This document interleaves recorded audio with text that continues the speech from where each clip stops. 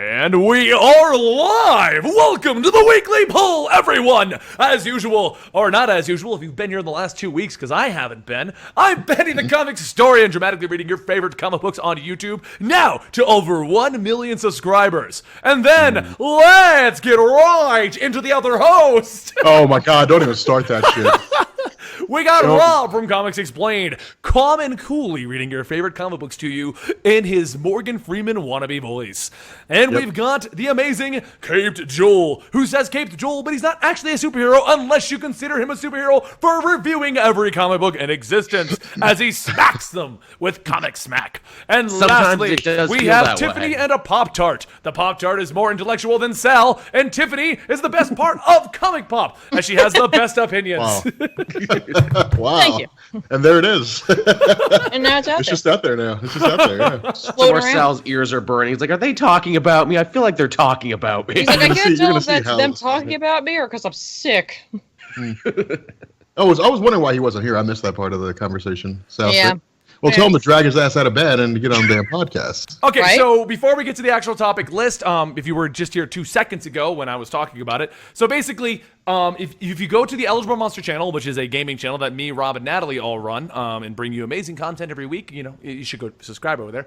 Anyway, Eligible Monster, I just streamed for an hour and 10 minutes the Batman VR game, and I'm not gonna lie. watch that. And so here's what I was just telling them. So 6 months ago, all of my friends in the gaming world were like, you gotta get VR, man. It's the greatest thing ever. And I'm like, it's bullshit. I literally was like, it is the worst thing ever. It's going to be just like Vita, just like motion control. It's a gimmick. Just like another gimmick thing. I was like, just like the tablet stuff, where it's going to look the coolest thing ever until you try it, and then it's not going to work right. And then it's going to be like, well, it would be cool if it worked. Which is always what, the motion gaming and all that other stuff. That's how I felt about that. Thank you, Rob. Thank you. There's some good salty snacks there, Rob. So- Hey, what are you doing? So I literally was 100% against it. And I wasn't even going to buy it, but I went to my local GameStop last week before we went to New York Comic Con, and the guy was like, hey, we're getting those VR systems in. Did you want it? And now Rob and I are trying to work with Natalie to relaunch the gaming channel. So I was like, well, you know what? It'd probably be worth a video or two if I do like I did with the Pokemon Go watch, and I say why VR sucks after I get it. What is wrong with it? And I'm not going to lie. So I got it last night from my buddy who picked it up while we were out of town. And I've been playing this thing nonstop. Like, I have not been glued to a video game thing in like 3 or 4 years until this. Like the motion sickness, I didn't have to worry about it. I didn't have to worry about any of that stuff. It 100% actually works, and it's a lot of fun. And you really feel immersed in the world that you're in. Some of the games are really shitty because there's like a shit ton out there I was playing through, you know? But that's not the VR itself. The VR itself is amazing, and if you want proof of that, Batman. The only issue we had with Batman is you control one hand, and whenever I was trying to reach around the belt to the other side, it would glitch sometimes. So I had to get it to pick up the motion. But other than that, everything worked perfectly fine. It was amazing. And the Batman game, for the record, is amazing. You really feel like Batman. You're flinging batarangs. I'm throwing the picture of your parents that threw it at Alfred, and then and then As we've all wanted to do. Yeah, you always say, Alfred, my parents. But it's short is the thing I'm hearing, that the majority of these games are like really short, like 40 minutes tops. They are. I did the 2 that I played in depth so far is Job Simulator. I was a store clerk for about an hour and a half. Did a really good job at it. Well, congratulations. Thank you. I can run a store. I did the chef mode. I'm really bad at that. Just everything ended up on the oven, and it was all just burning. Benny is not a line cook, as it turns out. No, not Gordon at all. Ramsay would yell at him. Oh, he definitely would. Yeah. It's Yeah. wrong. Okay. Aren't they also doing a at least one space battle for Battlefront? Isn't it? I think it's the Battle of Yavin, but I could be wrong. Right. Oh. Well, a lot of the VR stuff is the gimmick attempt at it, and I think this is the greatest idea PlayStation's ever had, because the last couple of gimmicks, they tried to get you to buy by making unique games for it. And since it was a new technology, obviously it was hard to make it work right, and on top of that, now you're investing into a game that you have to go buy more games and stuff for. So you're like, oh, it's so much money. This is really smart, because a lot of the games that I already have VR modes in them. Right. So I'm getting to just play these VR modes, and I go, this is amazing. I would buy games like this now. Right. PlayStation VR also has the best name too. PlayStation VR. You know exactly what you're getting. Right. And No where it's weird coming games like from. Oculus or Vibe or Yeah, Is it Vibe? Yeah. Is it Vibe? Is that what? I think Vibe. so. I think Yeah, it's that's If the it one is that's like Vibe, I $800. just now clicked that is also a superhero. When we say vibe, we just mean Cisco Ramon comes to your house and hangs out with you for a little bit. No, that's Vibe. Oh, not vibe. Okay, that's Yeah. the evil twin of vibe. Yeah. So, but I mean, I gotta. That's the Earth 2 vibe. The only regret I have right now is the goddamn price tag on it. It's way expensive because you also need a PlayStation. Yeah. Yeah, but I mean, we already have the PlayStation. Like, how much is it without the PlayStation? $500. Like, if I just want to go, what? Yeah, that's the problem with it right now. Yeah. You can Gotta get the be a rich $400 ass model, early adopter. which just has the headset, which I guess you could do if you have a PlayStation 3 and a ton of accessories still. Or you can Right. buy the $500 model, which comes with 2 of the motion controllers, the camera, the demo disc, something else, and something else. It was like a $650 purchase, basically, for $500. Right. Right. But yeah, no, it's pretty insane. Trust me, this is one of those things that like I want it inevitably. Inevitably, I want it. I want to do it. I just don't know who I want to go with. Well, Yeah. Well, no, I if you got to pick one of the VRs, I now would go with PlayStation, just because Really? they have an established install base and they have That's more true. games than anyone else. That's true. That's true. And from what I'm reading, and I don't know how true this is, so don't flip out at me in the chat if I'm wrong, but I hear it's Here it pretty comes. easy to port like the Oculus games to the PlayStation VR. Interesting. Oh. So they're all kind of showing up because I know Okay. one that other YouTubers were playing a few months ago. Bloodhaven is already at launch on PlayStation. Right. Nice. So Nice. what are you doing? All Rob? right. You're muted, right? He's reading something intently. I'm trying to be sexy. Somebody in the chat was like, Rob looks sexy today. And I'm like, yes, I do. I'm trying to be like that feature. weird, creepy, sexy. So I mean, Another but feature for of the weekly poll show. the Batman VR is incredible. If you want to watch, we already did the full game. It was an hour and 20 minutes. Nice. We didn't dick around too much. There was definitely more we could have done. But Okay. it was an hour and 20 minutes of us just kind of directly going to the ending. I would not say this is worth the purchase of a VR. But so Okay. far, I've yet to have a game that I'm disappointed in. And I'm telling you right Right, now, I've right. tried a few of those horror games.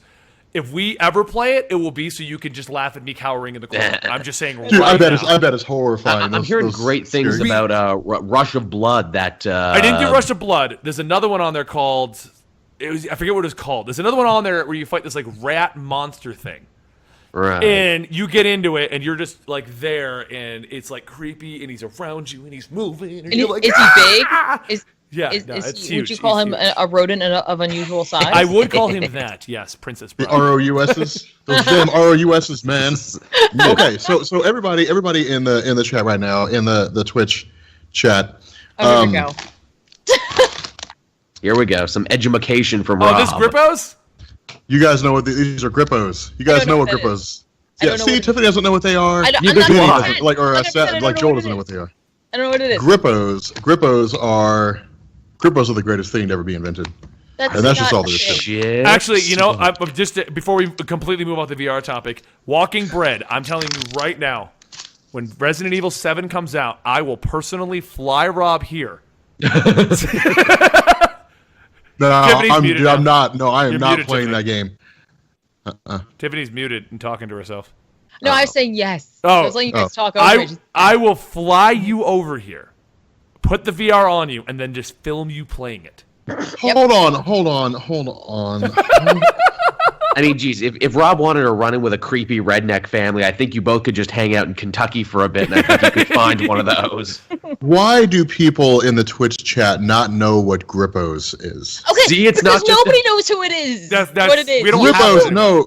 Grippos, oh my god. Are they potato Rob, based? we travel a lot. Have you ever seen Grippos anywhere except where you are? Well, they are based out of Ohio, out of Cincinnati, Ohio. Yeah, they are kind of a regional thing. Yes, that's probably true. Oh, okay. now Well, it's you're missing Grippos out. You're comics missing out explained. on one of the best things. Like, dude, Grippos are amazing. The hell are they? We still don't know. Explain them. They're chips. Okay. Okay, so Potato? everyone says you're coming to Colorado to play PlayStation VR for I am Resident not coming to Colorado to play Resident Evil 7. Not a chance. Evil. You are coming, Rob. No, I'm not. We will live stream it and film it for the channel. Rob, you want to see the gaming channel? Oh, yeah. You want to see that gaming channel actually succeed? We just have a grown man cowering in the corner of my living room. If Rob doesn't do it, I'll do it. I can get real scared real easy. No. It's going to be Rob. Rob's got to be terrified. Okay, that's fine. It's true. I'd much rather watch him be scared. You know what? I'll just fly the whole weekly poll here, and then like a fun house, I'll rotate you guys in. That's a solid idea, actually. The weekly poll plays Resident Evil 7. Oh, no, Tiffany. No, you're on board now. I can't wait to see you and Sal's reaction. I usually get frightened and then I get really angry. I could see Sal putting on the helmet and being like, nah, this scary house is bullshit, man. Turning around and going home. Yeah, exactly. That's pretty much it. That's where the devil lives. We're not going to the devil's house. Like, I'm not a part of this anymore. Thank you. I could totally see that. Oh, yeah. Why is it doubling That's up all on you the guys, sound man. effect? It's one thing to play a scary game. It's another to put on a headset and believe you're actually in that scary game. That's how people die. No, Rob, you're doing it. No. Rob, no, you're doing it. That's how people get. That's how their mind snaps. You remember like Harry Potter? Remember when Neville Longbottom's parents I do. went insane? Well, they weren't actually tortured. They played a scary game with virtual reality. They went insane. That's what happened. Bellatrix Lestrange just put that helmet on their head. Yeah, the whole thing of like we tortured them into insane. It was a ruse. It was designed to trick Neville Longbottom so they could maintain the secrecy thing, so that like people wouldn't learn about wizards. That's what that was. How much closer are we with this VR technology? How much closer will we be to actual VR troopers? That's what I want. I want to know I want to know how close we are to being a VR like Sword Art Online. Oh, like, yeah. Because Sword Art Online's that thing. Could you imagine that? Like that'd be the end of me. Like that would be awesome. What I don't care for that is the paralysis part of it. And getting care locked for in the that. world. Yeah, no, With the whole going getting locked in characters. the world thing's a little scary too. I don't like that. No. No. I'd rather have that thing that you get in and it's like a low friction running thing. Right, and you use that with the VR. But that would be a lot more money than $500. I know. That's like a stretch goal of mine. I want that. And would you have to build that rig yourself, or would you have to pay for people to come to your house and set that rig up? I think at that point, if I'm willing to do this, I think I'm just gonna have a man come to my house and or a woman and build it for me, and then I'll put my little goggles on, and at that point, hopefully Blizzard will make some sort of awesome port for WoW, and then I'll get me right back. Could you into the imagine game. that actually be? You know, we're getting way I'll be off right any back, kind of guys. topic. Oh, okay, bye, Rob. Bye. We love you, Rob. He's coming to Colorado because he's gonna play Resident Evil 7. He's coming to Colorado right now. All right. So what's the first topic you actually fished up for us this time? Yeah, what do we Sal? got? You're Sal now, by the way. Apparently. I'm Sal. Woohoo! I got promoted to Sal. Go me. Now you've been demoted to Caitlin. Dang it. Because Sal would not celebrate a promotion. No, he wouldn't. That's fair. That's fair. Well, it's funny. We were joking about VR Troopers a second ago, and this is fitting. It was announced this week the next big comic book crossover that everyone's going to be losing their minds for. I'm already losing my mind. I know for I it. am too. Power Rangers / Justice League from Tom freaking Taylor. Yes, yes, yes, yes. I am all about this. It's like someone read my dream journal when I was 6. So for those of you guys who don't know, Tom Taylor's the guy that wrote Injustice. So he wrote Injustice. He's writing the all-new Wolverine right now. He actually wrote a cartoon show for kids. So he's versatile in what he can do. But on top of that, we have the Power Rangers and the Justice League. It's like every childhood dream, just in a peanut butter jelly sandwich.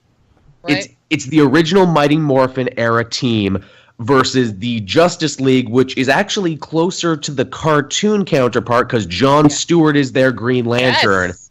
Cyborg is on the team, but he's closer to how he looked in Teen Titans than how he does currently in the comics. Yeah, I really dig that because I really like Jon Stewart, so I'm like, yay! But I also think it's really cool that they're doing all those crazy variant covers with like each member of the Justice League paired up with one of the Rangers. Like that's awesome. I'm gonna buy all of those and put them on my wall where the Trinity War was at for the longest time. You and me both, man. I gotta tell you, I'm really jazzed too because Marguerite Sauvage is doing the Green Lantern one with the Yellow Ranger, and the Yellow Ranger is always my favorite Ranger. So, just like, thank you. That's for me. I'm gonna get that, and make it big. Not even like, I used to be like really into Power Rangers back at the day, and now I'm like, But this is awesome. Just like this is But this is awesome. This is like they literally were like, wait a minute. There's a whole generation of individuals who have money now, and here are a couple of things that they like. What if we just put them together? Oh my God, guys! Rob turned into a dog. It was bound to happen eventually. Good Rob, good boy. He got bit. It's full moon. What are the over-under, you think, on this Power Rangers Justice League story? That Superman or Batman might pick up a morpher and go, it's morphin time, and actually get to see the Justice League morph into Power Rangers? If so, how overpowered would that be? Oh my God. No, I don't want that. I do want them to be in the Megazord and Batman just shows up. They're like, how the hell did you get in here? That's like, also good. Well, I'm Batman, so... The solicitation, as it's read, says that Zack the Black Ranger, the original Black Ranger, somehow manages to fall into the DC universe. Just somehow, you know. It happens. We'll figure it out. Something, whatever. You know, you take a wrong turn on your way to the store, and you just end up in the DC comic universe. That happened to me last week. I had a whole adventure I had to get back. Pool 2099, I think he's right, but he said that DC is going to publish the most intercompany crossovers at once, because aren't they doing sequels to Batman TMNT? They're doing another Turtles and Batman. They're doing another Star Trek and Green Lanterns. That's the rumor. That's the rumor. I know James Tynan, when we were at New York Comic Con, was answering some questions from the people in front of me. He said he has one in the works, him and the other guy. They have one on paper, but they haven't accepted it yet. Okay. Well, I did hear that they were going to continue Star Trek Green Lantern, which is another one. They probably will. JLA Mighty Morphin Power Rangers is now confirmed, but I've also heard rumblings of this Green Lanterns on the Planet of the Apes. Ooh, that'd be a fun one. That'd be a really fun one. I have heard of that. This isn't the first time. Let me look that up, see if it's been confirmed. I'd read the shit out of that one. I like that. I could also see if they took... it's a Flash. crossover with Boom. It's announced. It's 100% on board. Oh, it is happening. Cool. That's insane. How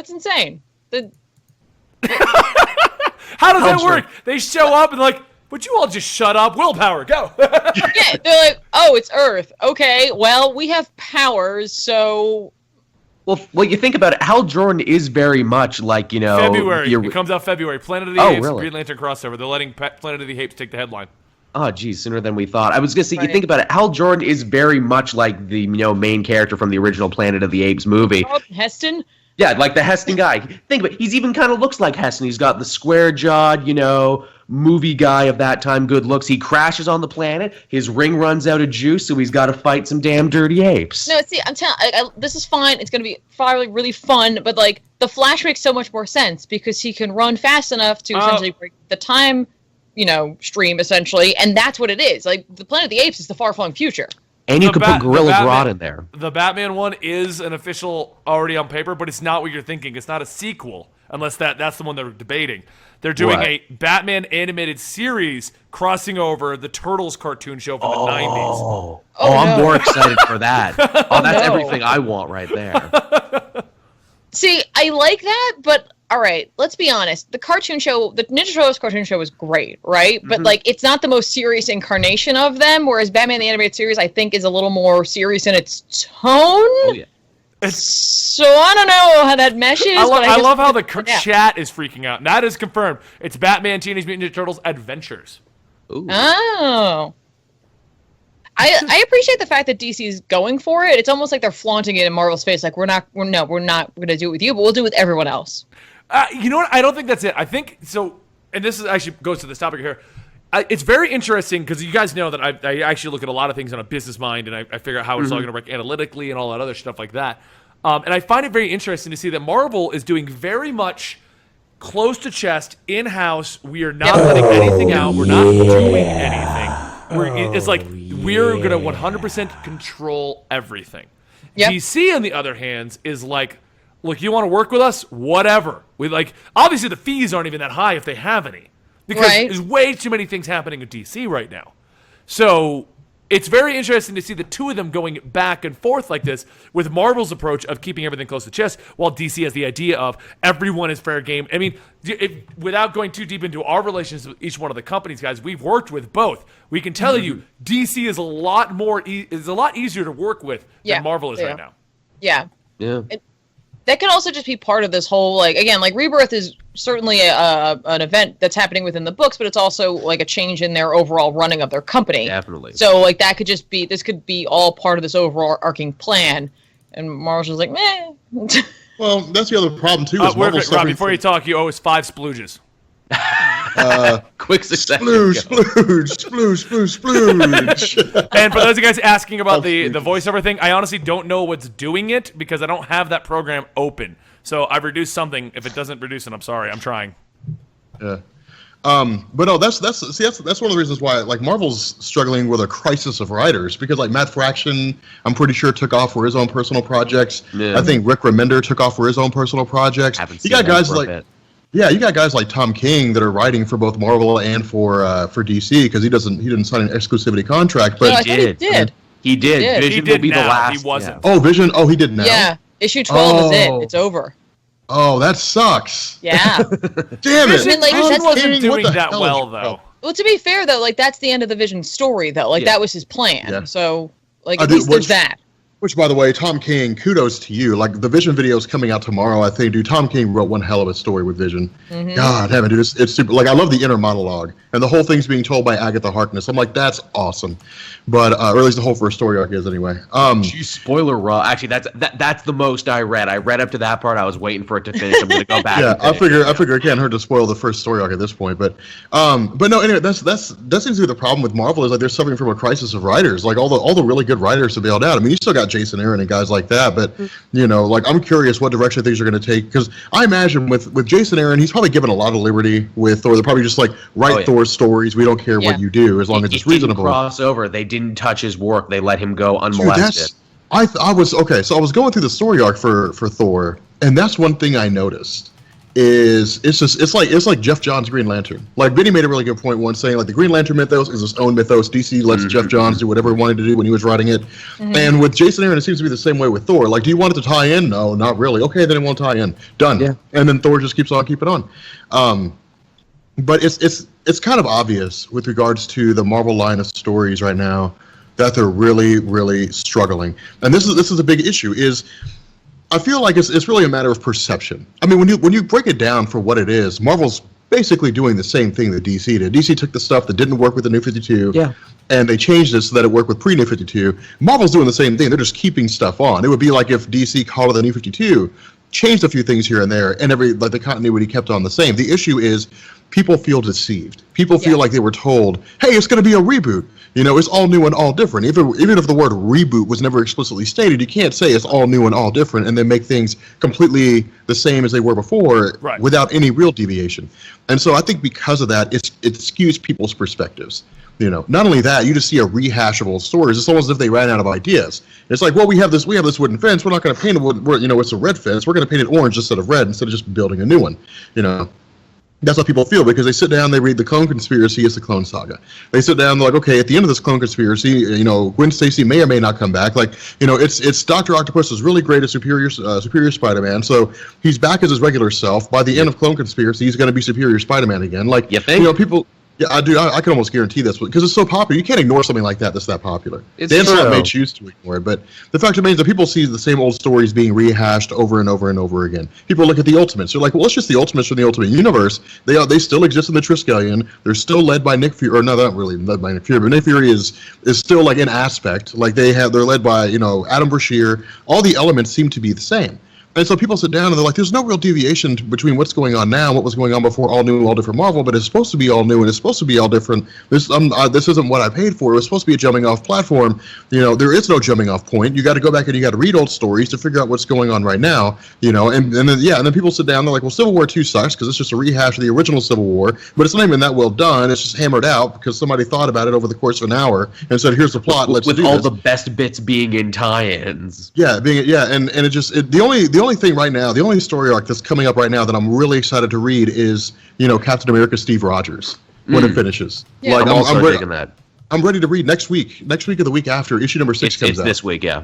Yeah, and seven's the big one. They announced it. Seven's the big one. Seven's Oh, the okay. big one that's going to keep that story going. And to just kind of tie into the whole rebirth reboot idea, I mean, Marvel's pretty much admitted All New, All Different Marvel as a bomb. by promoting as heavily as they are Marvel Now, the new Marvel relaunch. Now 2.0. Because you can go ahead and say, oh, it's a new season of comics. I know Sal loves to have that argument. Yeah. But there's a difference between going, this is our new season of comics, and going, it's Marvel Now! The way they're toting it. Feels like All New All Different didn't even really go anywhere in the time we had There was no plot that came out of it except Civil War. Yeah, that's true. But what's funny is I've been reading Doctor Strange since they launched it with All New, All Different, and I feel like, other than maybe the Vision, it's one of the few books in which they actually try to do something all new and all different with him. No, I loved that book too. It's funny Last Days of to Magic agree with you. Good. Every book that they've tried new shit with, I'm still reading. Yeah, exactly. And every other book that like the writers or the teams were like, I don't want to change anything, I just want to keep going. They're struggling. They're not as good. And I can't wait to see the numbers on how First Clone Conspiracy sold. Because at a $5 price tag, I like to think it didn't do well. I wouldn't think it would. I would say 2 more books to add to that list there of ones that, weren't really affected by and as such ended up being pretty good. Ant-Man, which is also ending this week. Great. It's but ending isn't it coming week. back again? It's Ant-Man and Wasp or something, isn't it? My theory is Ant-Man and Wasp are going to be coming back in time for the newest movie. The new Wasp, Nadia Pym, will be getting a book, but this is the end of, Scott Lang for a little bit. Scott Lang's run, yeah. They're going to give him a breather? Yeah, well, I guess that comic never really did that well. It was a critical darling, but no, it never sold gangbusters. Yeah. Critical darling. Well, darling. I love that Scott Lang book. I tell you what. I don't know if it's just if Marvel's being stubborn. Because here's the issue, man. Like there comes a point when you got to put your pride aside. If it's a pride thing, if Marvel's like, well, we're not DC, we don't reboot. There comes a time when you have to say, you know what? Maybe we do. Maybe we do reboot. Maybe now is the time to do it. I don't think it's a pride thing. I think we're going to have to move topics. We're not just going to sit here and talk about bashing on Marvel's reboot yet again. Feels like we've done this every week for the last couple we've done this like every week. But I'm just going to end it with this little thing real quick. Just to disagree with you on this point here. I don't feel like it's a pride thing. I think honestly, it's a fear thing, because Marvel has never done it. DC has done it, watched the sales go down, up, and they've done it 1,000 times at this point. They have it down to a science now. They do it so often. But Marvel has never, and that's always been one of their big things. We don't reboot. We have a rolling timeline. And if you do the first reboot, once it happens, it's going to change the game. Oh, yeah, it opens the door, and they're not ready to open it. They're afraid of what's beyond it, because they don't like, nobody likes change. Let's be honest. No matter who says they like change, there's always like a million other people who are like, I don't like change. They're going to lose a chunk of readers if they ever actually did it. Yeah, you know what DC happens? lost a shit ton of New 52. The only reason New 52 was actually a success, as much as people want to say they hated it, is because they brought in so many new readers.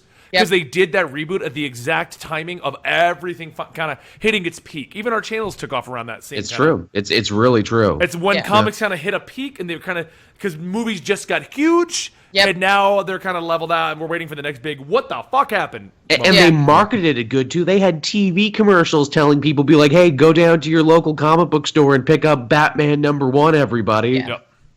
Yeah. But tying this back into what we were talking about, in terms of Marvel, I wish Marvel would do, team up books. I wish they would, share their universe with other players. I mean, DC's already taken so many of the great ones that it's going to be difficult at this point, because we didn't mention this, but I know that Gotham Academy is doing a crossover with Lumberjanes, so they're pulling in they're trying all these new audiences. Cheating.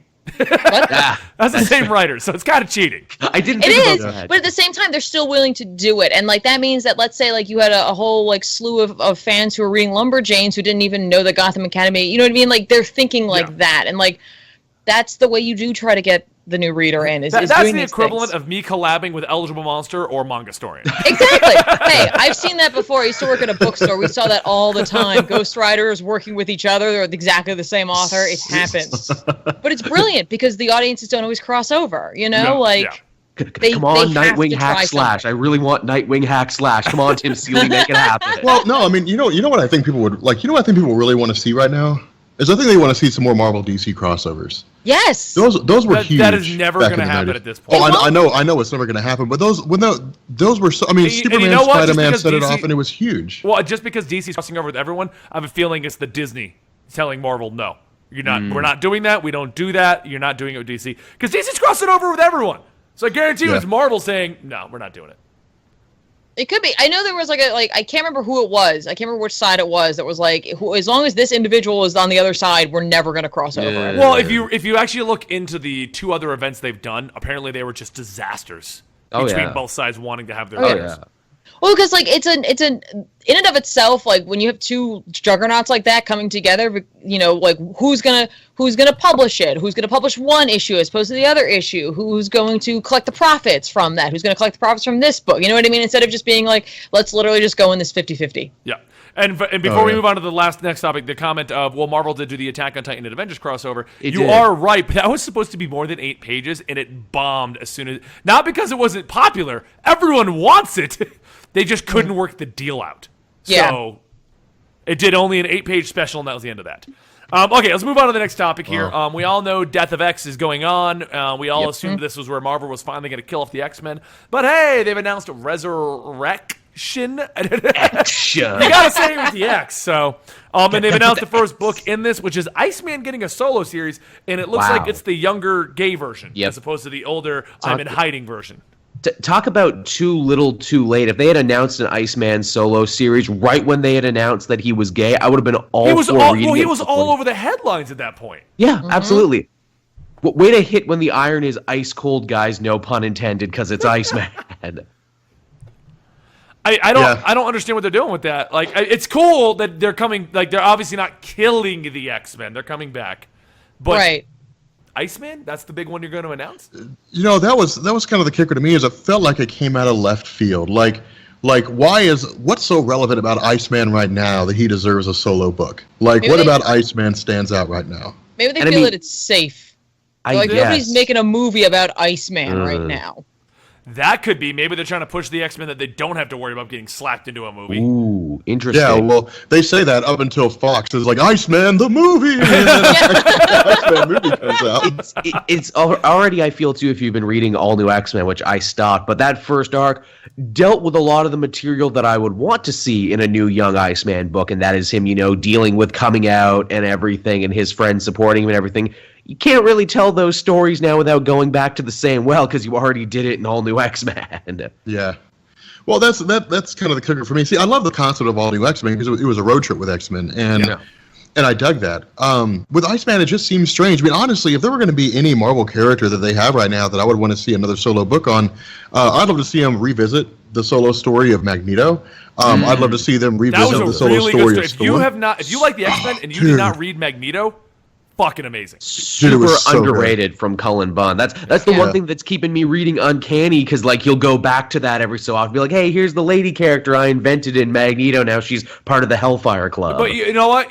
Like, let's obscure X-Men. I'd love to see solo series of Nightcrawler, Colossus. He had one. Oh, dude, yeah. What if Magic got another one? Nightcrawler had one from Chris Claremont not that long ago, and it was pretty good. But I'm sure you got some X-Men you'd love to see with solo series, Tiffany. Well, I was still thinking about this whole Iceman thing just in general. Like I keep going back to it. Like, why would they do it? Why would they pick it? I mean, like, certainly when the X-Men were like invented, they were invented for a very specific like reason. And now that they've like come out and said that Bobby is gay, that like, you know, that kind of is harkened back to that. But like, you got to think about the fact that like he's got to be fun to write for. You know, he's an X-Man who actually like has a physical looking power. You know what I mean? Like, he can shoot things, and it's got to be fun to draw that and to create panels for it. Like, he has to just be a straight up fun character. So I can imagine if you were like a creative team who was like, who do you want? They might just be like, I want Iceman. I want to do something with that. I want to put my mark on this character. I mean, that could actually be it. It could literally be no real reason behind it, except the writer was like, I'd love to write a story about Iceman. Right? I mean, I've been shopping around. Like, I've gone to companies before, and I've been shopping around possibly getting my own personal books. Like, I'm trying to write a comic, guys. I'm not quiet about it. I'm trying to write one. I'm trying to get it published. But a lot of the companies I've gone to have said, well, if we were to give you one of our heroes, who would you want to write? And that's exactly how the talks start. Like, yeah, it's like, who do you want? And it's like, they could have just been like, you know what? Like, I always liked Iceman, and I feel like he needs, like, a story told about him. And maybe they had that story. They were just ready to go with it. It could, I mean, like, there could just be, like you said, like, there could be no plan. There could be no plan at all. They could just be like, let's just do it. He's different. You know what I mean? Like, it's new. It's something we haven't really done before. Yeah. You know, like, let's just go for it. Though, if I wanted to see, like, a really random, like, story, about mutants, I'd like to see a Morlocks book. Yeah, Calypso, all them cool characters. That would be awesome. No, so here's what I would do, to be honest. Like with this, Marvel now, Marvel reinvigorating itself. But did you guys ever read Marvels? Oh yeah. Okay. Yeah. I would take that premise and I would do it on characters. And I would just call it the life and times. So it would just be like the life and times of like Iceman. Or like the life and times of Charles. And it would be the Marvel universe through their eyes as superheroes. So it would literally be like the untold story of Cyclops. Interesting. So instead of you could refresh people, because a lot of people who are picking up the Cyclops now, they only know him recently. They only know him after he became the new Magneto. Right. But you could turn around and say the untold story of Cyclops. No one cared. And died and no one cared. And then you can basically go through and spend the first half of it, make it a graphic novel. Spend the first half of it, covering Cyclops' life as an X-Man, and along the way, basically start talking about how events of the X-Men weren't a part of, but how Cyclops saw those events unfold. To me, that would be a cool thing. To me, that would be a cool premise, because it would literally give you the other part of a story. And you do that with different people, the life and times of, the untold story of Captain America and the untold story of the Incredible Hulk, and you just do them as graphic novels. Of the Punisher. Dude, I'd read the hell out of that. The untold story of the Punisher. I'd read that. As long as it's written well, I'd read the hell out of that. I think that's kind of cool. Okay, so that didn't reduce the volume of that. It went, oh, yeah. So that is not where it is. I guess we'll try something else. Let me know if everyone gets quiet when I do this. If they can't hear it, I'll hear you guys, no problem. All right, yeah, let's keep talking then. Yeah. But no, I think that's kind of, because I think that right now in the realm of comic books, and I think this is one of the things that Marvel has kind of struggled with, is things tend to grow stale. How many stories can you really tell with Peter Parker? I personally love the corporate Peter Parker, but people buy Spider-Man comics to see Peter Parker as Spider-Man. Right. That's what they do. And so the question is, how many villains, how many times can Spider-Man go against Dr. Octopus? How many new schemes can Dr. Octopus work up? How often as it do you takes. do that? As many as it takes. How often do you do that? Until it gets to the point where people just they start losing interest. They're like, all right, I don't really care anymore. And so the idea is to refresh things, to try new things, to freshen things up. That's why I like a lot of the new stories that they're doing. I love Jane Foster Thor, because we've had Odin's son for the last 50 years, and it was great to see somebody else take that mantle, and Jason Aaron's doing one hell of a job. Odin's son is on his way back. He's coming back. Just in time for his new movie, figure that. Right, yeah. But the fact remains. It's a total double-edged sword. Yes, you can only tell so many stories so many times in so many ways, right? But as soon as you make a change like that, everyone becomes uncomfortable and they don't know what to do, and they want the old back. They want the thing that they are used to back, So I feel like to some degree Marvel really just needs to man up and make choices, but they're behind this this 8-ball where it's just no matter what we do, someone's going to be mad at us. It's true. Yeah. And that's just publishing in general. It is. But these characters, some of these characters, some of these legacy characters, some of these characters that have been around since the golden age, you know what I mean? They have to treat them carefully, because there are a lot of people who really care about them. We've discovered that one. It's quite difficult to deal with that. Yeah. That's I asked people. I was like, just give me your opinion. I was like, because when I did that Thor video, I was like, give me your opinion. Which one do you like better, Odin's son or Jane Foster Thor? That video's got almost 1,200 comments. So I'm just like, okay, well, I guess people have their own opinions. Yeah. But no, I get that, and that I respect. I respect the idea, because I'm one of those. I respect the idea that we as fans latch on to characters for whatever reason, and we don't want to see them change. That's why you experiment. That's why you test the waters. Now, if all different Marvel launched, and you were like, well, this is weird, this is different, I don't know how to handle this, what you do is you go to a comic book store, you buy a comic, and you start reading it. And you decide whether you like it or not. That's what you do. You don't just look at it and say, well, this is Jane Foster Thor, I'm not going to read it. I have no idea what's going on inside the book. I've never read it. I have no idea what the story's like. I don't know anything about the supporting cast. I have no idea how Jason Aaron reinvigorated Malekith and made him interesting. Oh, hell yeah. But I'm going to assume it's bad, and I'm not going to read it. You don't do that. You go and you read it. Ultimates were the most irrelevant that's always been concept one of my Marvel arguments. until they weren't. That's always been one of my arguments, because comic books are so cheap. I mean, I get it. $5 is not cheap for some people, and I'm not saying cheap for everyone, but they're in a price point where you can risk it. It's not like a $60 video game where it's like, oh, if I spend $60, that's my game for the month. Yeah. But 60, that's cute. It's 80 here in Canada. Yeah, exactly my point. But a comic book's $3, $4, $5. It's cheap enough that you can risk one issue. I'm not saying, you know what? Or educate yourself by watching great channels like Comics Explained, Comic Story, ComicPOP, and Cape Joel. They'll let you know. They're good people. I've met them. It's not even that. I mean, we're a year into all new, all different Marvel. Go to Marvel Unlimited, pay $10 a month, and read the first story arc on almost everything that came out within the first 6 months. Like that's a great alternative. I mean, it's like I get that we latch on to things, we don't want to see stuff change. That's cool, but sometimes you just have to accept that things do change. Right. And sometimes you gotta test the waters and see whether or not you like it. You could not have paid me money to go and pick up a comic from the Ultimate Universe. Like you could, well, maybe you could have, but I wouldn't have done it. Like, well, we got. We get. I mean, the changes issues are actual problems. And to go with Iceman could be fun and new. On the flip side, we also have the announcement of the Weapon X books, which could be more of Marvel being like, remember when Weapon X was cool? Yeah, exactly. No, it's funny. This team they seem to be running with for Weapon X is the one from the Wolverines book. That is so I feel like the story is going to be them coming back together to do something involving Wolverine. Maybe finally reviving him. That seems to be the way the winds are blowing, and even on like the production material for it, you see classic Wolverine on there. And I don't know about you guys, but honestly, I wasn't reading classic Wolverine when he was around. I'm loving Old Man Logan. I'm loving Old Man Logan, but I was reading classic Wolverine, and you want to know why you weren't reading classic Wolverine? The last story arc that even stands out in my mind as being like, I remember it, and it's not because it was good, was when Wolverine went into the backwoods swamps where he found an old, like, hillbilly scientist who apparently had his memories under lockdown and locked him away and then took his memories and started replacing them again. That is where the story arcs for Wolverine were going. There was two books, wasn't there? There was like Savage and regular Wolverine. Yeah. There was a bunch of them. Savage was okay. That was their attempt at being like, fuck all that shit. Here's more Wolverine doing Wolverine shit. Oh yeah, no. Yeah, I mean, dude, you're 100% right. By the time, Wolverine was going off the rails. It was just do whatever you think is interesting. Just write stories. But in the 1990s, they had a line of stories called Weapon X. And it literally, like, it was what was it? It was a limited series, I think. It was 12 issues, maybe 15 issues, and it literally told the story. Like that's the series that I'm going to be doing. Is like the untold story of Wolverine. It literally tells you the story of Wolverine as part of the Weapon X program, from the time that he was part of Team X, I think it was, all the way up until he escaped from the facility. Like, it tells you all that stuff that he went through.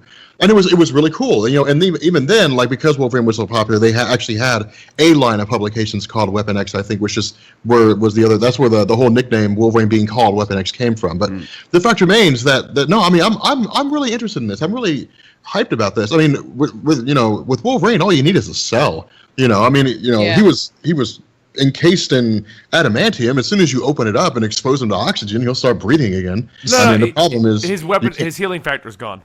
That's right. He lost it. That's why he's dead. Do you really think that if he was alive, sealed up in that shit, like everyone in the Marvel universe wouldn't be like, we need to figure out a way to get him the fuck out? No, because adamantium, like, once adamantium hardens, you can't break out of it. Well, no, and I get that. But if he was alive in there, you don't think one of his friends would be 100% working on trying to find a way to get rid of that?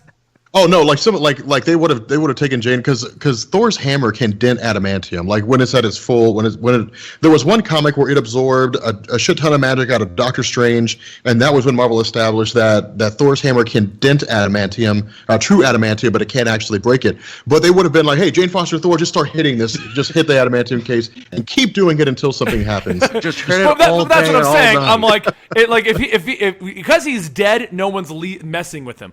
But if he was alive, I would be a very angry Logan if I was just sitting in this thing like, all right, guys, when you gonna fucking get me out? Any day now, any day. Wait, is that you, Steve, anybody? Oh God, that was like when Iron Man. You guys remember that story where Iron Man got trapped in his armor and died?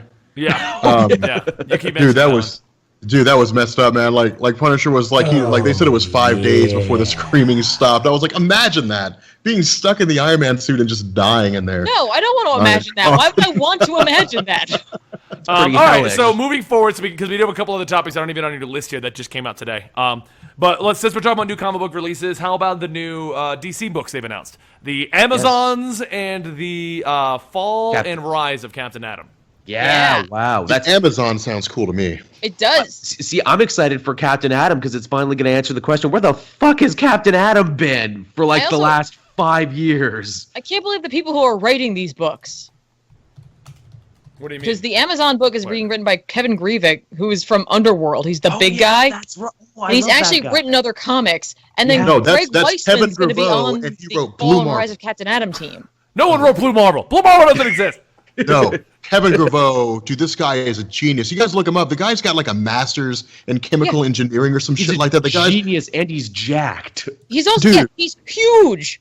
yeah, the guy could clone people and build rocket ships out of his basement if he wanted to. He's like basically the a real superhero. Yeah, like he modeled Kevin Grievick or Kevin. He modeled Adam Brashear after himself. Dude, I didn't realize he was writing it. If he's writing he's writing the Amazons. The Amazon one. Dude, I will read the shit out of that story. Yeah. I trust anything he writes. You know, will read I it. will say that there's a lot of sides of the DC universe that I don't give a fuck about because they're like, we're going to tell a story about this obscure shit. And I'm like, cool, don't care. But learning more about the other Amazons, I'm kind of bored with that. Like, Good idea. I think that's awesome. And I they're feel gonna like go it's into an mythology, untapped and that's thing. Yeah. cool. I And feel then like it's for an Fall untapped and Rise- market they've never gone into. I know. It's just sitting there. It's like, here are all these other amazing women who also have like incredible strength, and they're gonna go on these crazy adventures. I'm Right, like, I mean, Wonder yes. Woman doesn't have, like, she has some stuff to make her special, but the other Amazons are strong and capable. Yeah, Yeah. exactly. Exactly. They're just missing other like friends that she has. Well, I mean, I'm just excited to learn about the mythos. That's the only issue that I have with Wonder Woman in terms of how she delves into Amazon. She's like, once upon a time I was made of clay, and then that's it. Or not. Or depends on what story you're depends- going It with. where depends, you're it going depends with on it. which story. Yeah, it depends on which story you're going with. But no, I'm actually I'm just excited going to to start see calling the whole Wonder Woman a mythos. test tube baby. Right? And then, I don't know. Hey, depends how Greg Rucka chooses to finish his run. We won't know. Dude, by the way, I just want to throw this out there. I'm sorry, Tiffany. I just want to throw this out there. Greg Rucka's run of Wonder Woman is fucking amazing. Oh, hell yeah. Dude, I can't read it. Like, okay, 2-second rant here. I love the Wonder Woman character. I love what Greg Rucka was doing at the beginning. What I fucking hate is this just tell the goddamn story that he's not doing. It's like, here's the story of Cheetah. Here's the story of Wonder Woman. Here's the story of Wonder Woman as a kid. Here's the story of Wonder Woman. Here's the story of Wonder Woman as a kid. Yeah, And that was the whole point. Well, I was following it. I was The like, one book okay. that's doing it. Right. I'm like, okay, I get it. You know, if you want to read one, you just read one. You can go back to the other ones, whatever. But then this latest issue and side story about Cheetah. I'm like, no, Yeah. what? That is the only thing that It was a bothers good me. story, but Yeah. yeah, I get what you were saying. But Yeah. Captain Atom also has Greg Weisman on the team. Nice. He's the guy. Right? Isn't he the guy doing the Supergirl, Flash, Arrow TV shows? Mm-hmm. Okay. I'm pretty sure he is. He's that guy, man. That guy's awesome. I love that guy. Yeah, no, I knew who Kevin Grievick was. I knew what he was about. But I mean, dude, and here's why I trust Kevin Grievick so much. Maybe it was just the fact that he wrote himself as, Adam Brashear in the Blue Marvel Limited series. Because he said, like, I modeled him after myself, which I don't know how to take that. Like, I am feels Kevin very Grievick. self-insert fan fiction. It does. It really does. But his attention to detail, his historical accuracy, like there's literally a really good segment where Iron Man is talking to some guy who was part of the government that asked Kevin Grievick to step down because it was during the whole race relations and all that kind of stuff. And they were talking about how they didn't trust Kevin Grievick they didn't trust Adam Brashear. He's and just Adam become the Brashear character now. He's just become the character. And Adam Brashear represented a new age of superheroes that they couldn't challenge. And so, because of him, they started initiating these programs, and Iron Man's like, and that's how Project Wide Awake got started. And that was so cool because Project Wide Awake was Bolivar Trask, that was the National Security Council, that was the launch of the Sentinel program. That's where all that stuff came from. It was designed to attack mutants, and it didn't come to fruition until, the X-Men comics and Chris Claremont's, Mutant Registration Act. But Kevin Grievick came back and retconned it and said the entirety of Project Wide Awake was rooted in the fact that Adam Brashear was just so powerful. Like Very that kind of clever. attention to detail and the way that he wrote and the whole race relation things, the way he did Anti-Man or whatever, Connor Sims, it was so well done. And I absolutely loved the way he wrote that story. So ever since that, if Kevin Grievick writes anything comic related, I will read it. I don't care what it is. It's going to be good. The thing I'm excited for Captain Atom. Shut is, up, of Joel. course- Anyway. Damn it, I have a good point here. I man, I might go. be congested, but I'm going to make this point. Obviously, Captain Atom, we know, is the Charleston hero in which Dr. Manhattan of the Watchmen is based on. The Watchmen are having more and more influence on the DC universe. Captain Atom disappeared. and this book is claiming to explain where he went. Imagine if Dr. Manhattan banished Captain Atom for being too much like him to the Watchmen universe, and that's where he's been. My he's theory not right that now is that petty, Captain 'cause he- Atom is in the off-the-board area, as we're currently referring to it as. Yeah, no, there's no way that Dr. Manhattan would do that. Dr. Manhattan, that would require him to have human feelings, which we've established, like, to be petty and be angry. yeah, You're like "He's he too much doesn't like have me, those dude." capabilities. The last time we saw him, at least. But yeah, and I gotta tell you, I had no interest in the Captain Atom book until I saw that Weissman was writing it. I liked when he did Gargoyles. Sal and I talked to him one time. And Young Justice and Spectacular Spider-Man and all these other great shows. I know. He's like, it's funny that they're giving him a book to work on with another individual, but it's a solo book when he can write things that are team-based and have an ensemble cast. So I'm like, where are we going with this? Ooh, Starbrand and Night Mask. That was another thing he was on briefly. So, okay, the next topic we're going to move over to, now that we've got those things mentioned, is the look for Guardian, which is apparently Jimmy Olsen on the Supergirl show. Now, before we go into this, I just want to say, the Supergirl Season 1 was okay. Supergirl's first 2 episodes of Season 2, oh my God, is this amazing. This is the best portrayal of Superman I have goddamn seen on a TV show ever. Agreed. The beginning of this, I just caught up to episode 2 yesterday. Actually, I'm watching it right now. It's on pause. But the beginning of this episode with Superman flying in, and she's like, do you want to take this one? And he goes, I'll let you have this one, with a smile. I'm like, that is fucking Superman. Sure is. Okay. So I think we were at New York Comic-Con. I think we were. We were in the hotel room, and Benny's like, dude, have you watched the newest season of Supergirl yet? Was it New York Comic-Con? Yeah, because that's when I saw you, jackass. Yeah. Okay, so he's like, where else? He's like, shut up. He's like, you got to watch the newest season of Supergirl. And I was like, the one on CW? And he's like, yeah. And I was like, dude, that show sucks. Like, I watched it, was on CBS. I watched a few episodes. I never watched it again. He's like, no. Dude, you got to watch it, man. And I think I even told you, just skip the rest of season 1. Superman. I was like, just skip season 1. It doesn't fucking matter. It's totally designed for people to skip season 1 and jump on at this newest one. Yeah, well, they wrote out Callista Flockhart. Thank you. Yeah, she's gone now. For that. Yeah. So, okay. like, She doesn't need the money. She just didn't need the money. No.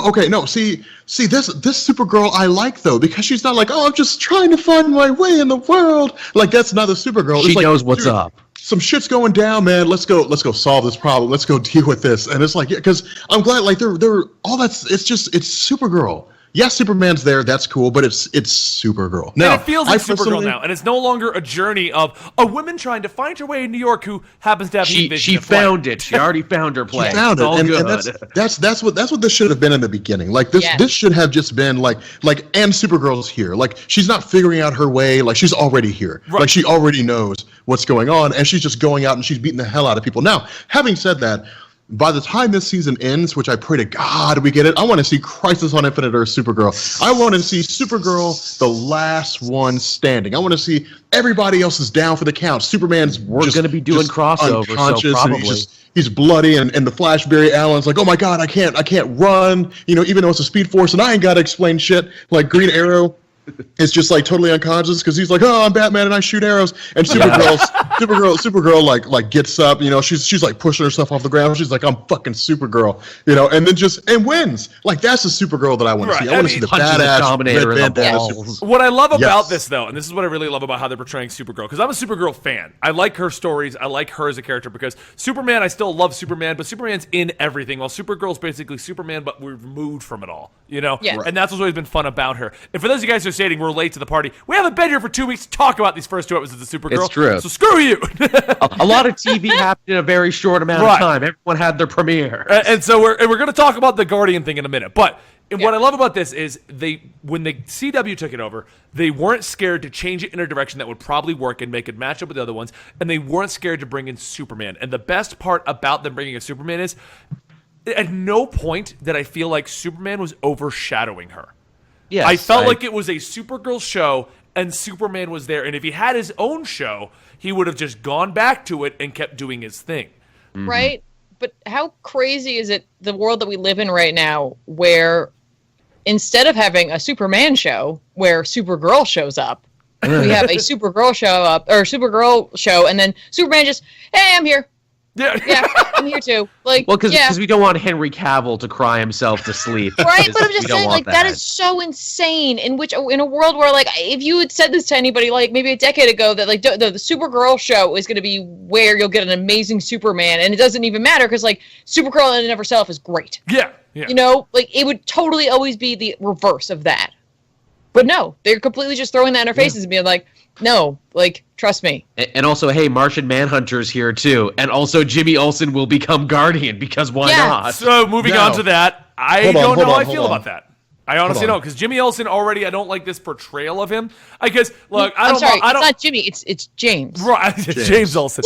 I don't mind. I don't mind like race swapping. Like I actually like the New 52 Wally West once they gave him character and he wasn't just whining all the way through. Yeah. I don't mind that at all. What I don't like about this James Olsen is that he's James Olsen. He's a suave, debonair kind of a guy that every He's girl not wants to be. Superman's little buddy. He's not Superman's little buddy. He's not Goofy. He's not Jimmy. And now he's gonna be the Guardian. Like that's Yeah. not Jimmy. Which, No, you know, they- if they were going to give him any superhero identity, of course it would be Guardian, because heroes have hot potato, the Guardian identity forever. No one actually owns Guardian. There is no one definitive Guardian. Yeah. Sorry, Jim Yeah, Harper, it's not you. Introduce like Matt Duncan's crazy ass and he can be Guardian. So here's what they need to do. They need to do a spin-off series and it'll be called like Supergirl's pal Jimmy Olsen. Like that's what they need to do. And just like take it back to the 1970s with those old goofy. That's by the way, Superman's pal Jimmy Olsen, that line of stories was popular as It fuck. was. Like it's insane how big it was. He had But a no, I mean watch. it's, He could call Superman for help when he got it over his head. Right? see, like the Jimmy Olsen thing isn't bad. This is the only issue No. that I had with season 1 is it was always like, I'm Supergirl, I'm really not sure if I can do it. And it's like Right. Jimmy Olsen's like, yeah, Supergirl, you can do it. It's like, dude, you can punch a hole, you could knock Jimmy Olsen's head off with your finger if you wanted to. You got heat vision. You can see through solid objects. Let me tell you something. If anybody in this world is capable of solving that problem, Supergirl, I promise it's you. Like, Yeah. come Well, on. I also didn't like the love triangle angle with James Olsen and Lana. Wasn't it Lana they were using? I think so. I think it was Lana. Lana showed up and he was like, well, I'm into Lana, but me and Supergirl might be having something. And, I don't know what I'm going to do. And Right. I don't And like that's that.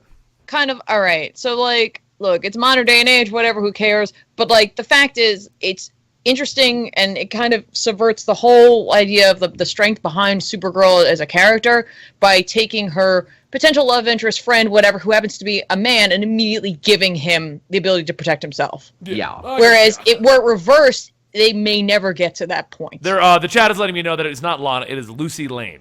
Oh, okay. I don't even know who the fuck that is. So. But you know what I mean, though? Like, in most stories, I mean, like, yes, in comics, we have seen Lois gain powers and such like that, but, like, typically in the shows, anytime there's Lois Lane, she doesn't do much in terms of aiding Superman, unless it's, like, helping him to get the big scoop or get into trouble. She gives him a hot tip every so often to stuff she heard Exactly. on the streets. But, like, immediately they need to give James Olsen something that he can do. You know, like, they're not going to, they won't allow him to be on the sidelines like they would were this reversed. It's totally Yeah. the issue fun side Steve Trevor Easter egg. runs into. Fun side's Easter egg. Lucy Lane is actually is younger sister of Lois and was Superwoman until the New 52. Oh yeah, that's Huh. right. That's I don't remember that at all. No, see, I want to see the Superman truth Lois Lane. I want to see where she's like, you know what, Superman, we're just going to put all your shit out on the news. That's what we're going to do. Like, hey everyone, Superman is Clark Kent. Like that's the Lois Lane I want to see. Right? For the record, anybody who's wondering, before New 52, I really wasn't digging Superman, and I think part of that, and it's funny because the reason I bring this up is because Superman is now the Superman we have in the comics now. It's great, but Yes. before the New 52, I think I just kind of got burned out and tired of him. But now that we didn't have him for 5 years, I'm like, Superman! Yeah, Absence made the heart grow super fond, didn't it? huh? Absence saying did, yeah, it absence- made me grow fonder. I'm like, oh, I missed you. I didn't read you before the New 52, but now I want to read you. I'm having a saliva issue here, Tiffany. You can stop laughing at me. It's like the song says, man, can't you don't know stop. what you got till it's gone. We didn't know we loved Superman until he went away. Yeah. Dude, people were commenting that when I did Son of Superman, people were like, I never really realized how much I missed the pre-New 52 Superman until we got New 52 Superman. Yeah. And I'm like, yeah, man, he's pretty amazing. But I will say this. I think that with DC Rebirth, they've corrected a lot of the issues they had with pre-New 52 Super, because by the time New 52 was coming to an end, or by the time it was coming in, that Superman was growing stale. And I think that they kind of came back and they were like, let's take the really good aspects that didn't go stale and let's refresh those. Which I think they've done a the good New job of 52 that. Superman was turning into the Superman we wanted, but I feel like the problem that DC pretty much realized was they spent so long with this finding his way Superman that no one gave a shit that he was turning into proper Superman. It's we true. just wanted Superman back. I think that was the issue they ran into. Yeah, I mean, the Superman Truth Superman was about as close as he got to the pre-New 52 Superman. Like, he was right there. And then like, he came back with his powers, and you were like, yeah, we got And then he this. died. And then he died. He died. But he died like a boss, though. He had a cool-ass death, though. Yeah, he did. All right, so Guardian, everyone on board with this? I mean, Sure, why not? I don't understand why we I'll need check to it give him any kind of, like, let's just leave him as Jimmy Olsen, the goofy I sidekick. think but- it's becoming a CW thing on the whole now because, like, every one of those shows is becoming a team show now. Flash has his group. Arrow has his group. Yeah, Legends of Tomorrow, which used to be the only thing the Legends had going for them was that they're a team show. Now everyone's Well, no, becoming a what I'm team show. discovering, and I'm actually going to agree with CW on this one. So if the four of us were a superhero team, and Rob was the superhero, and the three of us did nothing but assist since the dawn of time. I think Rob's like, yeah, I'm the superhero. If I was given some option to be a superhero with Rob, I probably would just take it. Yeah, wouldn't. I mean- would not. I would put us in dangerous So you situations. would be- I'd like, you'd be- That's what I'm guys, saying. You'd Rob be is going to Felicity. put us in danger. You'd be Felicity. I'd be Diggle. Is what it would be. I'm like, give me hey, a helmet. I Can don't I care be if it's Cisco? Can I bulletproof. make I'm jokes? going. Can I be Cisco? Yeah, you're Cisco. Yay, I'm Cisco. but hey, you guys, I need you guys at my Guard the side. base, because something's coming back to the base. I'm going home. I would not do anything erroneous. I would be like, guys, look, I know you guys don't have powers. Yes, I'm Green Arrow. I have super accuracy. I can hit an aspirin. You know, when you flick it 20 feet in the air, like I can do that Super because brooding. yeah, because I'm that good. I know you guys don't have any real abilities, but what we need to do is we need to go to this fortress. And we need to take out the 500 people who are occupying it. Let's go! Like, I love how I hate the Diggle character, and I'm like, I would be Diggle. which, by the way, if you guys are not watching Arrow right now, you guys should. It's actually gotten I was better. actually going to ask you guys because it's the one show I haven't jumped back on. Well, that and Gotham, but I mean, I don't think anyone's watching Gotham this season.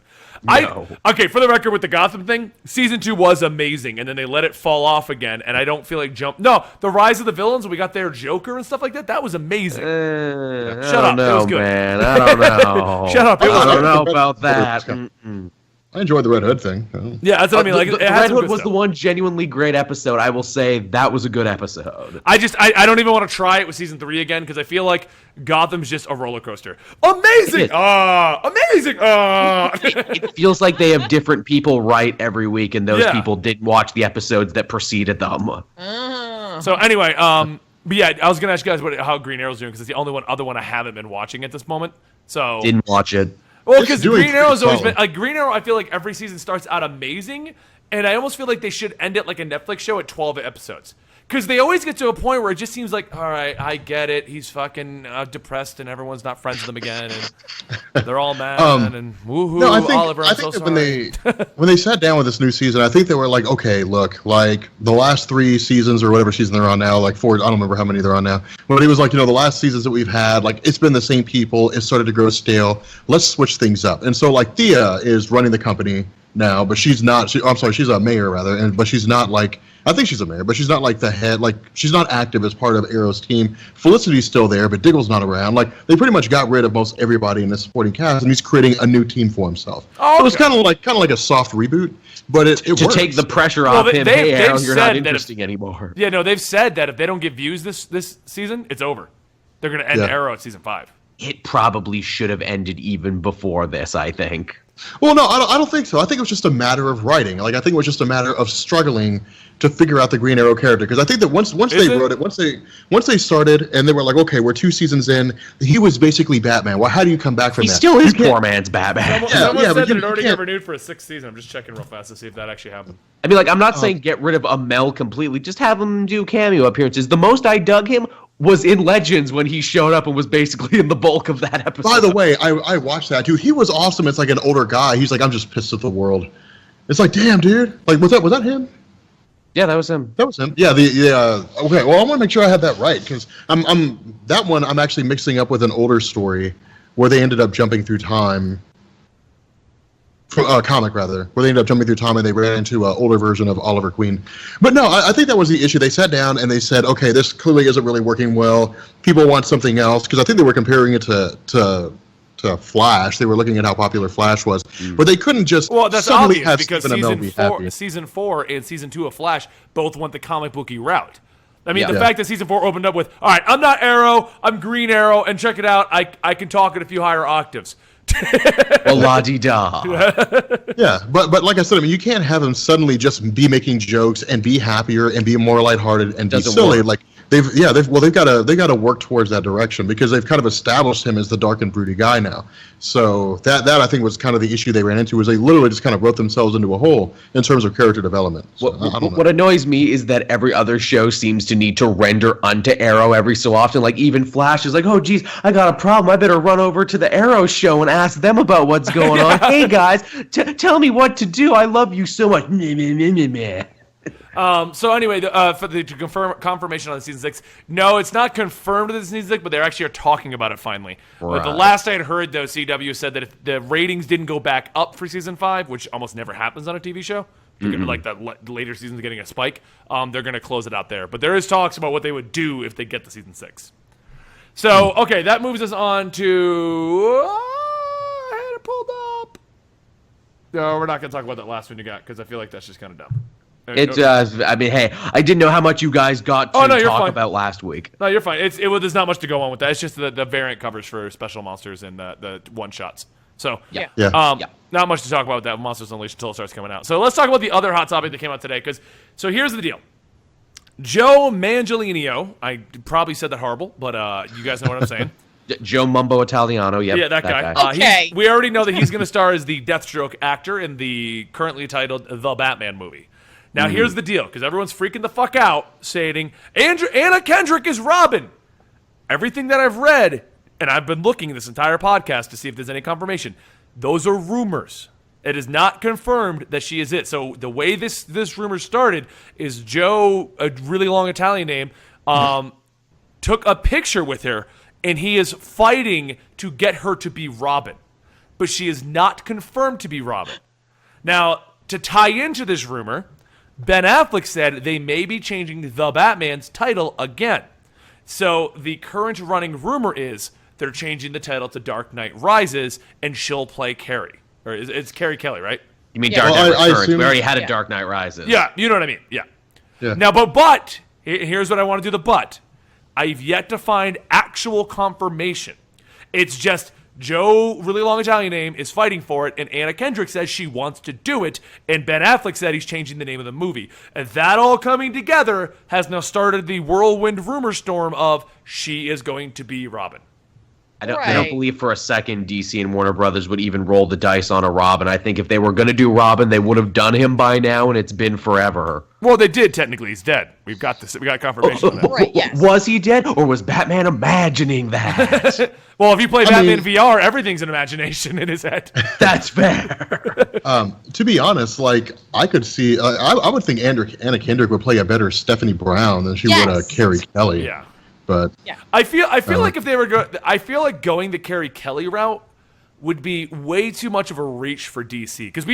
Here's my argument against doing that. Just because it's popular does not mean it'll make a good movie. We've already had it as a cartoon. We've already had it as multiple comic books and sequels. I feel like what we need is the DCEU's definitive Batman movie. Not the future, not Carrie Kelly. We need the definitive Batman movie before we can do a future take on him. As much as people hate it, Man of Steel is this is our Superman. Here is his story. We don't have that with Batman. No, but at the same time, they kind of shot themselves in the foot because Affleck is so much older and he's clearly been doing this. So, it's difficult to have the definitive movie when he's already seemingly done so much already.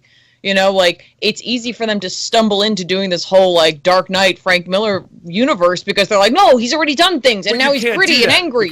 It doesn't make it right. I mean, I don't think it'd be a good idea at all to mix those two.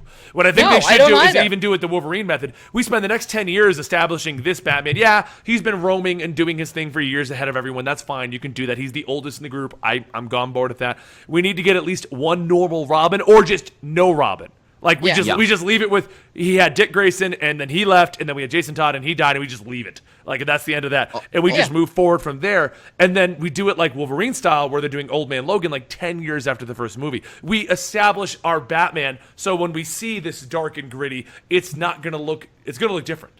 They'll just make her Batgirl. They'll just make her Barbara Gordon. Yeah, Just I be see like, that.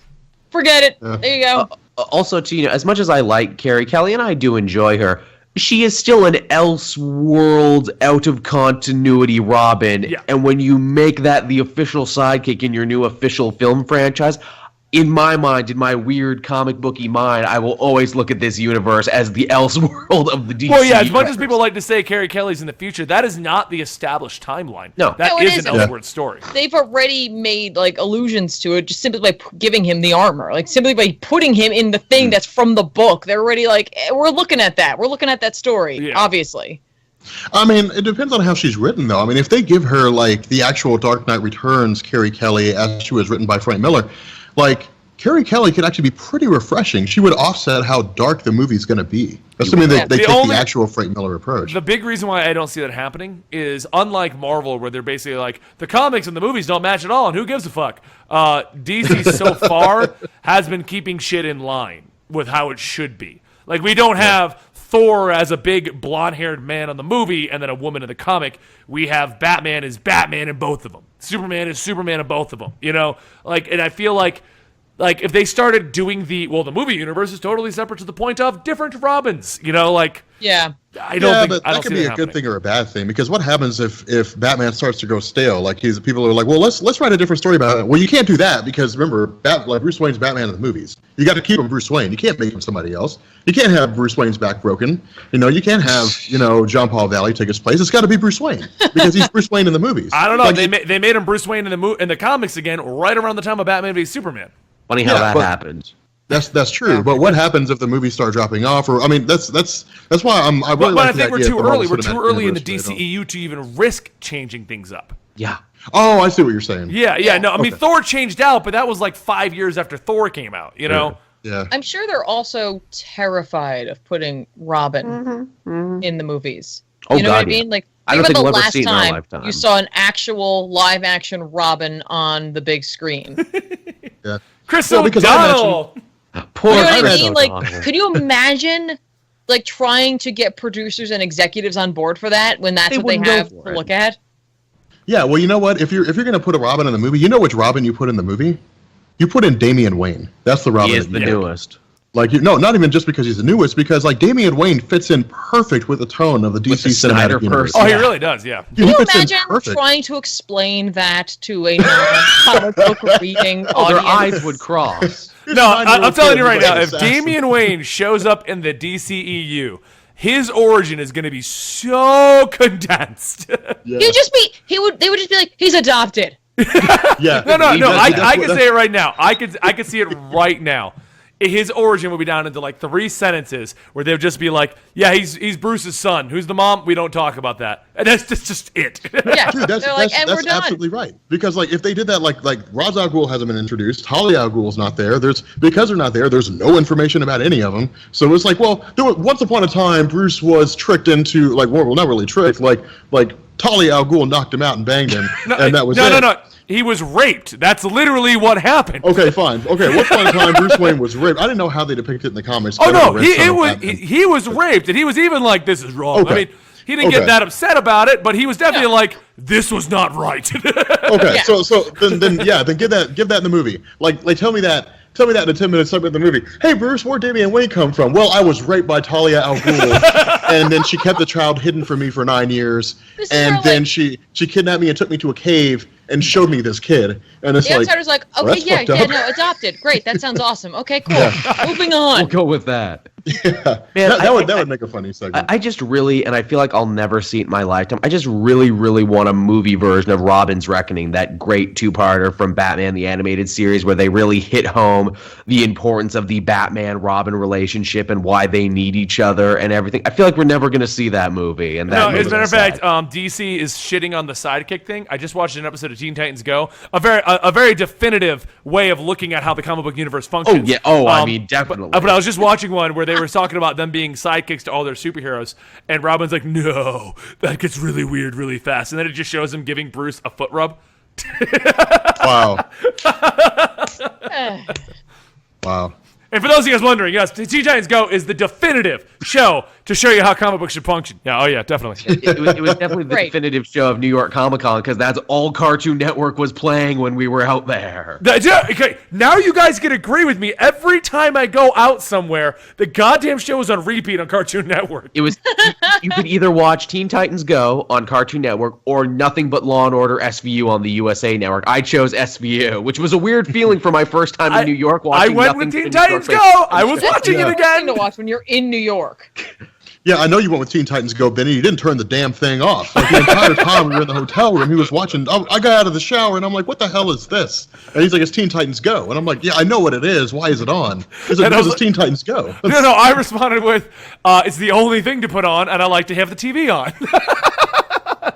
Well, geez, Rob, if you want, we can watch the presidential debate later if you Oh, yeah, want. That's really. also on. That was probably one of the greatest moments at New York Comic Con when I said that in front of the 400 people. I was like, yo, Teen Titans Go, something, something, something. And everyone's like, boo. Way to That not was understand your hilarious. audience, Betty. That was hilarious. So, you want to hear something funny? Remember when we were talking about Your phone's so Iceman large. and Weapon X? Yeah. Apparently Sal IM'd me because he had something to say about that. Oh, let's double back. What do you have to say about it? He said Iceman and Weapon X are probably pilot books to see how single X-Men books can perform. If they sell well, you'll probably see a Cyclops book and maybe a heavier emphasis on X-Men in general. So does it mean Sal's watching us right now? I don't know. Is he in the I bed don't right know. now, like half dead with us on his phone? Fucking guys. You guys are fucking, you don't know what you're talking about. Get well soon, Sal, wherever you Also, are. by the way, good thing like it wasn't like a cry from help for like from anyone else. Like, Yeah. you know what I mean? Like, I'm not paying attention to my phone right now at all. It Like, wasn't like Sal's like, I fell out of bed and I'm in my own vomit and I need your Like- help. I think I'm or going like to die. Danielle's like, I'm trapped under a bookcase. I need you to help me. I'm like, blah blah blah blah blah. Does that happen a lot? Does Danielle just get trapped under bookcases? Yeah, it happens time to time. There was one. Oh, so anyway, back to the Carrie Kelly thing. For those of you guys who are like, she's been confirmed. It's not. It's just another rumor running wild at the moment. We'll see. It's running wild. I don't I'll like be the honest, idea I of would her not being be in adverse to it. I would like to see. I'd love to You'd see like like to a see Carrie Kelly or Stephanie Brown. I'd be down with it. All right. Why not? It'd be a cool concept. I mean, like I said, And Carrie Danielle Kelly really responds with, offset that. "It's true. She fights with bookcases often." Oh man. Nice. Okay, so do we have any other anything else that came out? I know you guys in the chat. Let us know while we kind of just chat for a minute. Yeah. Yeah. Anybody else watching Channel Zero?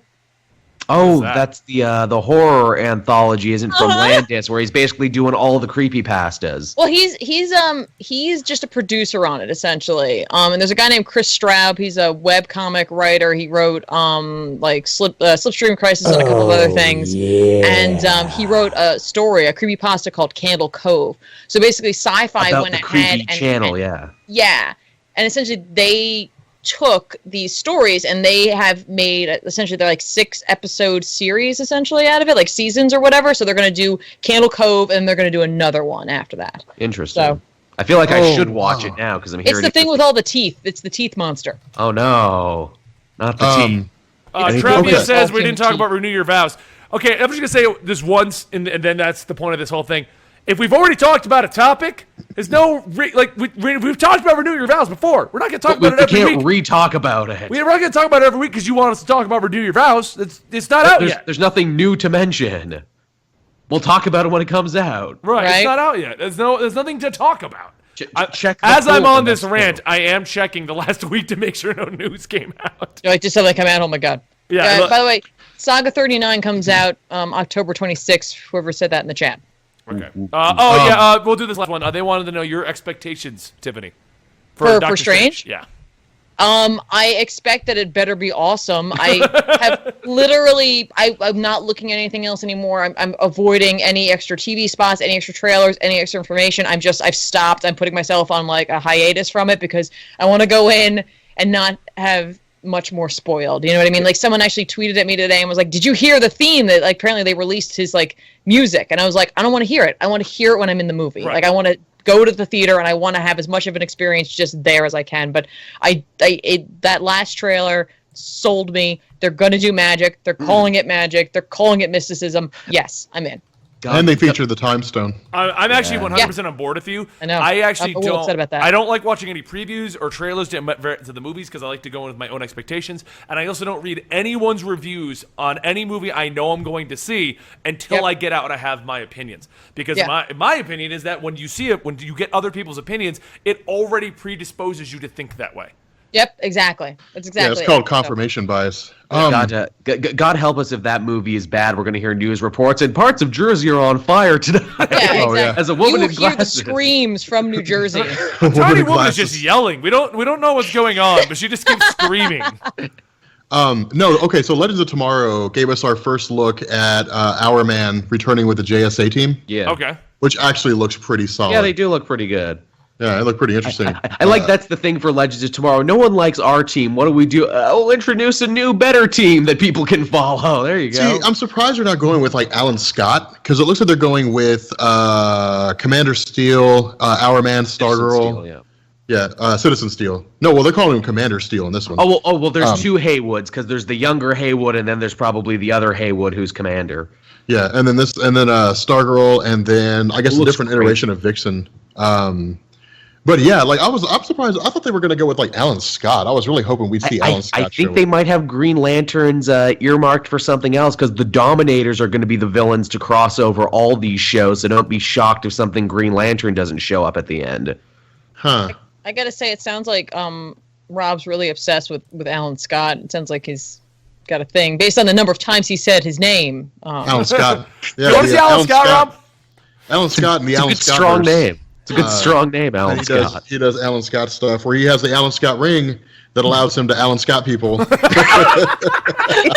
He's a verb, he's a noun, he's everything. Yeah. Every time he uses his ring and he's like Alan Scott, and like Now he's a Pokemon? Apparently. Alan Scott, I choose you. Alan Scott used Alan Scott. And a side note, if you're watching this right now, the guys behind the DC Legends app game on my 276 people viewing, please send me the game early. I will play it on my channel. I really want to play this.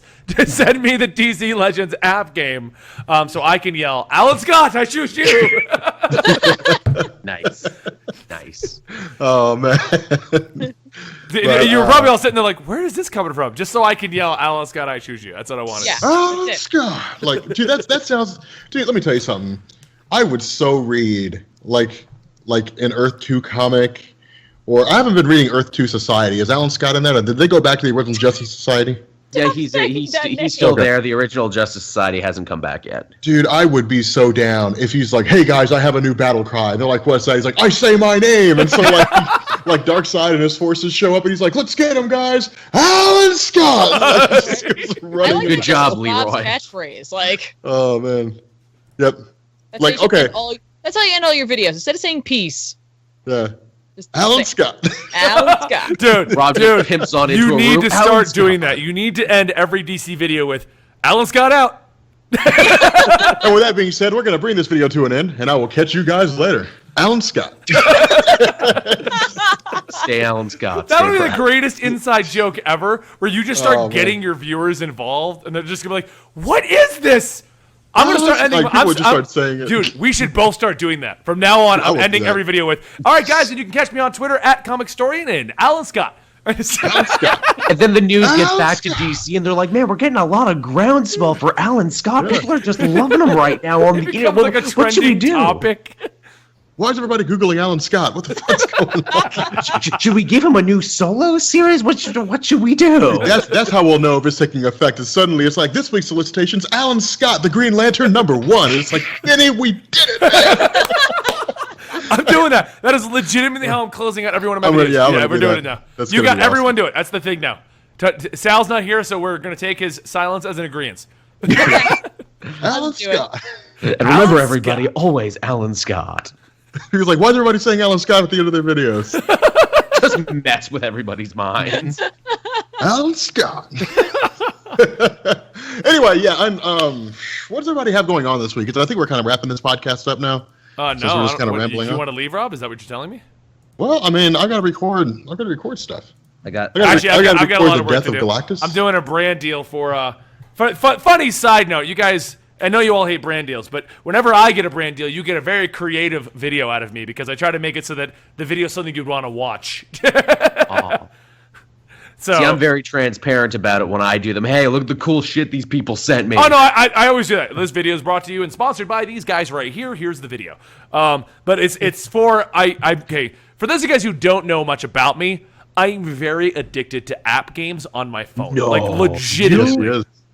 Like these guys will see, like we'll go do things, and I'm just playing it. We were at the Final Fantasy Fan Festival in Las Vegas, and during all of the conferences, I was auto attacking on Summoner's War to do things. So they Shit, you actually got to go to that. You actually got to go to the Final Fantasy Fan Fest. yeah, I did. But Oh, that's wicked. I don't normally promote the app games though, because normally the ones that they want me to promote are things that I wouldn't play, because I refuse to promote anything that I wouldn't do myself, even if I don't have Right. time. Like the Gemmer deal, I like the idea of Gemmer. I just don't have time to keep up with a Gemmer or the Comics Amino. I would love to do that if I had time to do it. So I only promote apps that I'll play. So for the last 2 days, I got offered to do a deal with Best Fiends Forever.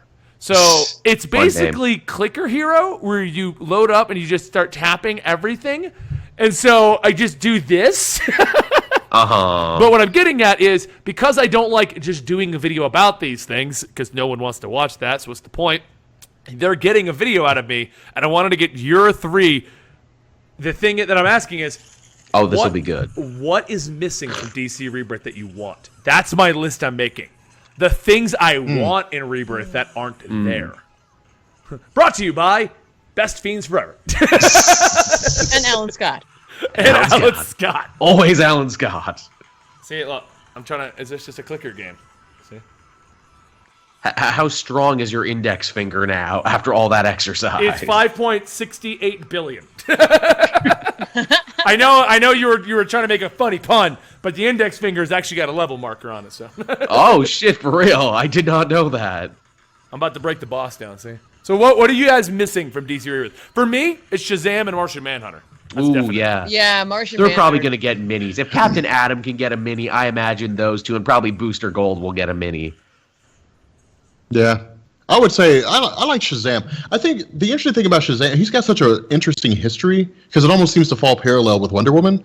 But I like the idea of having a Superman who's also just a kid and who can just so easily be killed. All he does is say one word and suddenly he's Superman. Yep. Like, I like having that dichotomy. He'll probably get something around the new movie. I would like to see Roy Harper hang out with the Green Arrow family a little bit more. I like that he's back with the Teen Titans, his surrogate family, and he's doing his thing over there. But just like, hey, come back and say hi. Green Arrow's good again. They're actually also saying they want an Alan Scott emote. Oh, that's Y'all can make that happen. That you guys can give us that email whenever you want to signal the end of a topic. Guys, stop talking about that. Alan Scott. Alan Scott out. That was good.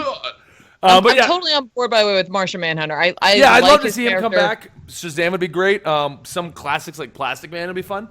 Oh, yeah. Green Arrow's Yeah. kid. I miss Connor Hawk. Oh, yeah, me too. I also Plastic miss Man, you mean like DC's Reed Richards? Yeah, exactly. Good old Elo O'Brien. They set him up in Forever Evil. They showed us like the accident that created him. Then they never did anything with him. Yeah. I can't really think of anything. Death of Hawk. I was gonna say Hawkman, but then they announced the book, so It's true. Yeah, that's a good question. Is Death of Hawkman a part of Rebirth, or is that just something separate? They seem to be. All these minis seem to be tied in, but far enough removed. Okay, that doesn't answer my question, but thank you. I'm just saying They yes seem and to no be, depends. but they're also really far, so they're not really. Yeah. And we're gonna close this pot. Okay, so since you guys, that was it. But, oh dear, comic book mobile games, future fight, contest of champions is so shamelessly pay to win it. I will agree with you on that one, Master Buttons. I play these games typically till I hit the wall where you have to pay, and that's what turns me off of them. Contest of champions, they hit that wall and gave up. But Summoners War, I haven't hit it yet. Give it time. Yeah, exactly. Okay, so before we head out, Last thoughts on you like how I'm still going here? Last thoughts on Rogue One trailer. Oh my God, dude. God. Dude, no, man. Let me tell you something. Let me tell you something, man. Let me. Man, all right, people. I have never been so hyped for Star Wars, and here's the reason why. With Episode 7, we knew it was going to be. It was going to be a continuation of what we saw with Episode 6. We knew it was going to be something after the Return of the Jedi. All right, like Leia was going to be old, and we knew that Han Solo was going to be old. They probably had kids, whatever. One of them would be a bad guy. All right, and then we knew that kind of stuff was going to happen. Good job, Jason Solo. Jason Solo. With Rogue One. Like, I think this is going to be one of the best movies ever to come out of the Star Wars universe, because you got Vader. You got Darth Vader, and he's going to be the main villain. All right, you have them taking plans. You have them taking plans for it sets the stage for Episode 4. It's a prequel. We have no idea where they're going to go with it. It's just uncharted waters, and I'm wildly excited for this. I like. Plus, there's no Jedi. That it looks new, it looks different, it looks grimy and dirty. Like, if Force Awakens was, very clean and everything, this is like this is almost like D-Day for the rebellion. You see them getting blown up and everything. And another thing I like about it, this trailer was kind of sad and kind of melancholy, and I'm like, oh, we don't see any of these characters after this, do we? They're all probably going to die. Every one of these characters is going to die. They're going to die. And we It's should like not the end forget of that. Star Wars Rebels. You're like, this can't end well. No, it can't. And I None of gotta these tell you, characters can make it. They're doomed by canon. I know Rob said that he has not been, like, this is the thing he's the most excited about for Star Wars, essentially. But for me, The Force Awakens was because that was the scariest thing we went into, in my opinion. Mm-hmm. Like, I'm not a fan of the new trilogy, even remotely. I'm not a fan of the prequels at all, right? So going into that one, I was on the edge of my seat because, like, this was a make or break moment. You know what I mean? Right. Disney had so many plans, and we were either going to have to suffer through it or we're going to enjoy it. And since I enjoyed the hell out of Force Awakens, and I thought they had a very gritty, lived-in universe, and I was excited for that, this movie, I am entirely excited to see a cast of people who at any moment could die and it doesn't matter. And I can't wait to see what they do with them, because this is a suicide mission and we all know it. Well, that's the plot.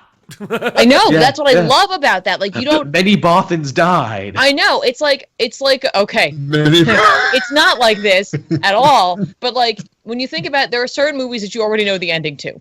For example, any movie that deals with Jesus Christ, any movie that deals with like certain boats, you know how it's going to end. Oh yeah, the boat ain't making it back.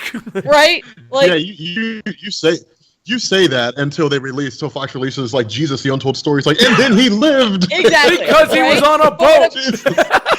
In my version, Jesus wins. You go into those movies like having like a certain mindset, right? Which is not a mindset we typically have going into a Star Wars film. And I am so excited to have a completely different experience that I've ever had before in a Star Wars movie.